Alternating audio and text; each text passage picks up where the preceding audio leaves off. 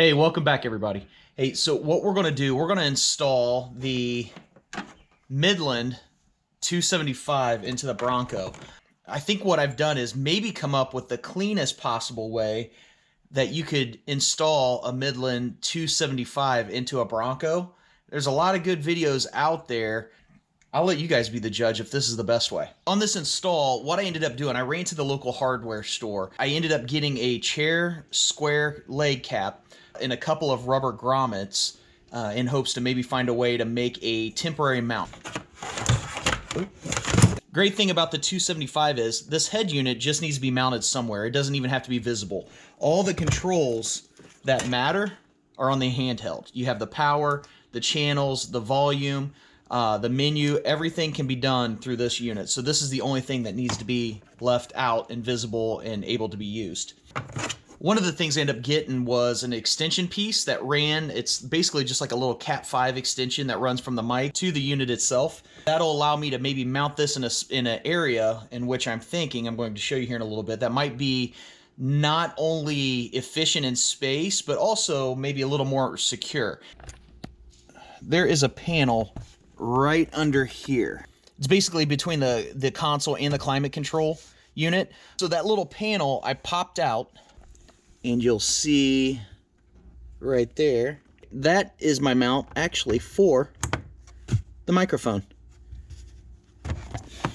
So how did I put that there? So I went to the hardware store and grabbed like a square cap that goes on the bottom of a leg of lawn furniture.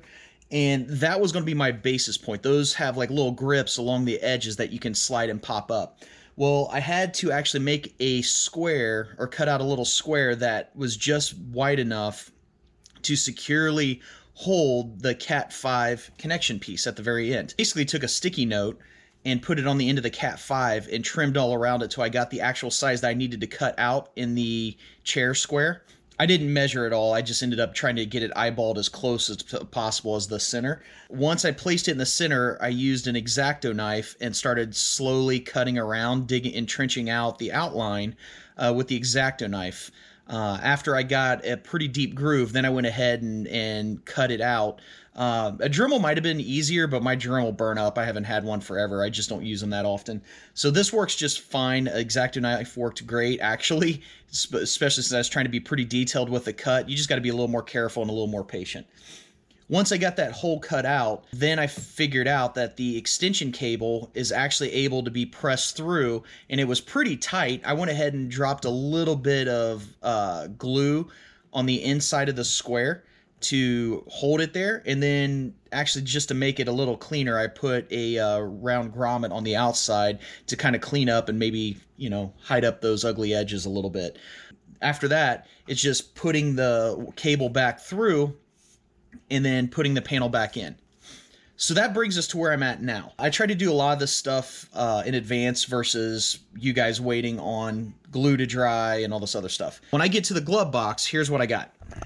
You'll see here, this is the rest of that extension to the Cat 5 that runs all the way under here to this spot here. Unfortunately, it's super long. I don't need near this much stuff. But what this is right here, that is the mount to the radio. The radio would just slide in, and then that's what's going to hold it.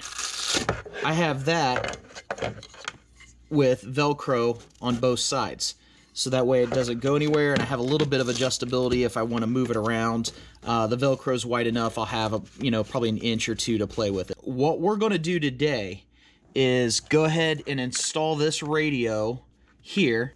We're also going to run the antenna and get that hooked up and get this radio finished up. On the radio, it's pretty basic. Like I said, it doesn't have any controls on the box itself. It's just got the spot for the microphone to plug into. It has a speaker on it, but there's also one on the microphone as well. So you can actually go through the controls and decide if you want this speaker to work, the handheld speaker to work, or both of them to work. You can choose which one. In my situation, I've actually got it set already for the microphone unit to work as the speaker. That way this can go in the glove box and not worry about it. It does have a USB-C that could work as a charger, which would be really nice. However, that's not going to be a a make or break in the way that I'm installing this. First thing I got to do is take the cigarette lighter piece off, because we're going to hardwire it. There's actually a direct wire that I can use comes as an auxiliary wire in the Bronco out of the factory. It's right behind the glove box. I'm going to go ahead and take this piece off. However, I'm going to leave the fuse on here. It's going to leave a significant amount of cable as well, but we'll end up probably using some zip ties and cleaning it up and making sure we don't have cables strung everywhere. But I'm going to go ahead and clip this off, strip this down, get this ready to hook up. Probably look for just a ground that I can attach anywhere for the ground wire. And then outside of that, we're going to get this thing hardwired up and then figure out how we're going to run the antenna. This is the antenna I'm going to install, and I have a spot to put that. Basically, I run this through the grommet, and we're going to get that hooked up to the radio in the glove box. I got plenty of line for that. And then it comes with a sticky 3M sided metal disc that allows the magnet to stick to it. The Bronco is all aluminum, so there's not a lot of options to put it on the corral, especially since that's plastic. However, the steel that I have my lights mounted on will actually work for the magnet. It's really easy to strip these down. I just pinch one side, take needle nose and twist it, and then it pops loose and then separates really easy. All right.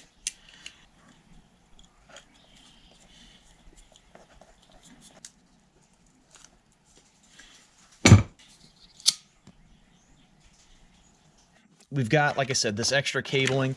We've got the mount right there. We've got to get this out of the way to get to the wire that's right behind it to hook up to the radio. So what we're going to do first, we're going to push in on the sides, and then it drops to a certain point like that. This might make you a little squeamish, and it doesn't feel the best when you do it. It is made to do it this way, but you're going to just press down, and it pops loose, and then that exposes everything behind it. We just got to hook the ground up somewhere, so let's see if we can find a spot for that. So there's a little tiny screw that I can actually use, and that will work great. So we're going to use that one. Okay, there's 3 wire circuits when you're talking about the Bronco that run behind the glove box. There's the orange and white. That one runs to the rear passenger quarter panel.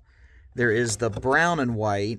I believe that one runs over to the power box. So that's the one that we want to hook up to our aux switch. So that'll be the one that we want to hook up our radio to. And then I think it's a gray and white one that goes up above the windshield on the passenger side if you'd want to run roof lights. So they've got a lot of wires already pre-ran. These wires aren't attached to anything. They're just ran for accessories, and then you get to decide how you want to use them. So we're going to use the brown and white wire. If I can find where that little feller went.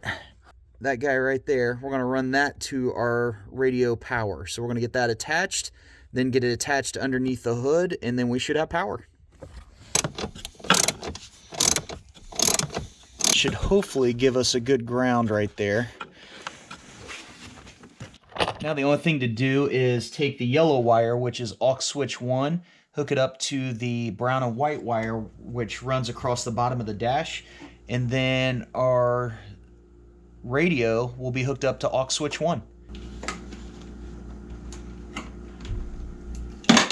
It's as simple as that. Hooking up those 2 wires actually make it ready to go.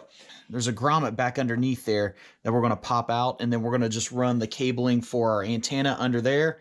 Then we'll run it along the back wall and get everything hooked up. So we're almost there. It's super simple. We got the Midland set in right here in its new home. Glove box works just fine. I guess now let me go grab the mic, plug it in, and let's see if we've got a radio. Okay, everything's hooked up. Glove box is closed. All right, let's see if it works. Okay. First off, I'm gonna leave that switch off real quick. Okay, just making sure it doesn't turn on. Perfect. Now let's flip the switch on. Let's see if it comes on now. It looks like we've got an onboard radio. Perfect. And the fact that it turns off when the vehicle turns off, let's test that theory real quick. I have a feeling it should. No problem. Now my only question is, if I turn it back on, it comes on automatically. I don't even have to power on the unit itself. I can leave it on, and it goes on and off as I start the car. Midland 275 is a pretty sweet radio, and for somebody like me who doesn't use the extended repeaters, I need to talk to basically someone to make sure I don't drive off a cliff, that would probably be the best option for an onboard radio for me. And the fact that it is a clean mount and doesn't have a lot of extra bulk in the area, I think that's a win. So what's your thoughts? Be sure to leave them in the comments, and until next time.